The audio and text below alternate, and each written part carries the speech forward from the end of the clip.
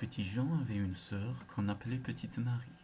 Petite Marie, un jour, qu'elle se promenait toute seule, rencontra un beau monsieur bien habillé, tout couvert de bijoux, d'or et de diamants.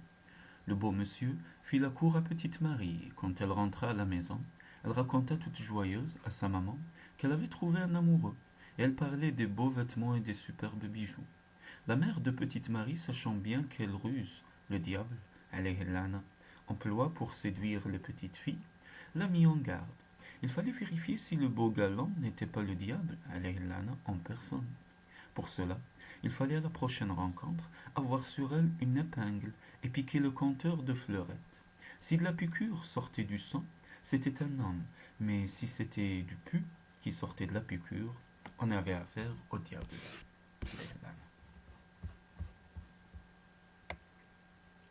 Petit Jean accompagna sa sœur au rendez-vous.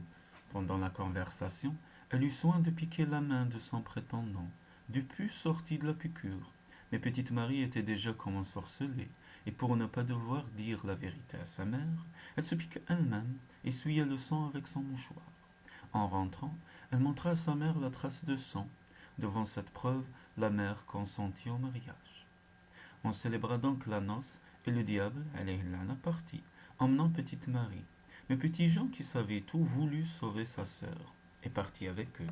Et le diable, alayhi lana, pensait que deux valaient mieux qu'un, et consentit à emmener aussi petit Jean. Arrivé dans sa case, le diable, alayhi lana, ordonna immédiatement de tout préparer pour manger les deux enfants, car le diable, alayhi lana, alors mangeait les hommes. Les préparatifs furent un peu longs, et à un certain moment, le diable, alayhi lana, s'endormit. Quand il ronfla bien fort, petit Jean lui enleva doucement les bottes de 7 lieues qu'il avait aux pieds, les chaussa, prit petite Marie par la main, et ils partirent. Le diable, alayhi lana, ronfla longtemps, et les deux enfants eurent déjà fait un grand bout du chemin qui devait les ramener chez leurs parents. Quand il se réveilla, lorsqu'il découvrit que les deux enfants étaient partis avec ses bottes de 7 lieues, il se mit en une grande colère et jura de les rattraper. Il chaussa donc sa paire de bottes de 100 lieues et partit, et malgré leur avance, les enfants bientôt entendirent derrière eux le pas rapide et le souffle du diable qui approchait. Alayhi lana. Déjà le diable, alayhi lana, croyait pouvoir les saisir et tendait la main, mais soudain il ne les vit plus. Petit Jean s'était transformé en jardinier, et petite Marie en une fleur que le jardinier arrosait. Le diable, alayhi lana, dut retourner chez lui, et il conta à sa femme comment il avait cru saisir les enfants, et tout à coup n'avait plus vu qu'un jardinier qui arrosait une fleur.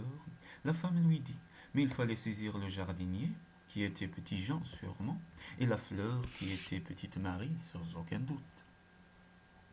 Et le diable, alayhi lana, furieux d'avoir été si bête, repartit à la poursuite des enfants. Bientôt, ils entendirent de nouveau son souffle rauque et son pas rapide. De nouveau, ils étendirent la main pour les saisir, mais il ne les vit plus. Il y avait devant lui une mare sur laquelle nageait un canard. Alors le diable, alayhi lana, ne pouvant croire ses yeux, demanda au canard, mon beau canard, n'as-tu pas vu un jeune homme et une jeune fille passer par là? Mais le canard continua à barboter et ne lui répondit pas.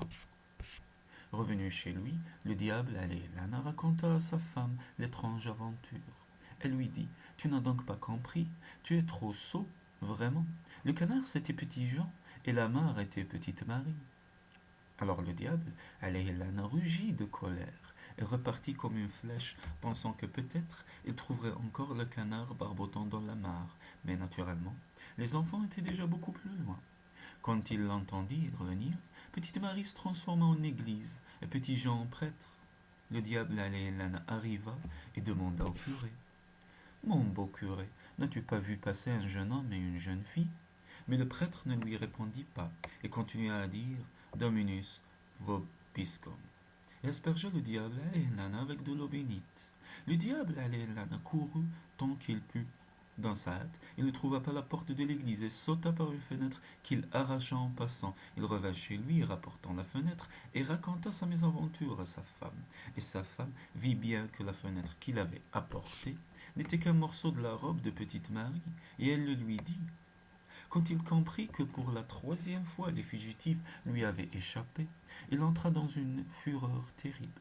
Il grinça des dents si fort que des étincelles jaillirent de sa gueule. Ils mirent le feu à sa case, et le feu dévora la case, le diable, Aleilana et sa femme. Les enfants revinrent auprès de leurs parents, et l'aventure servit de leçon sévère à petite Marie.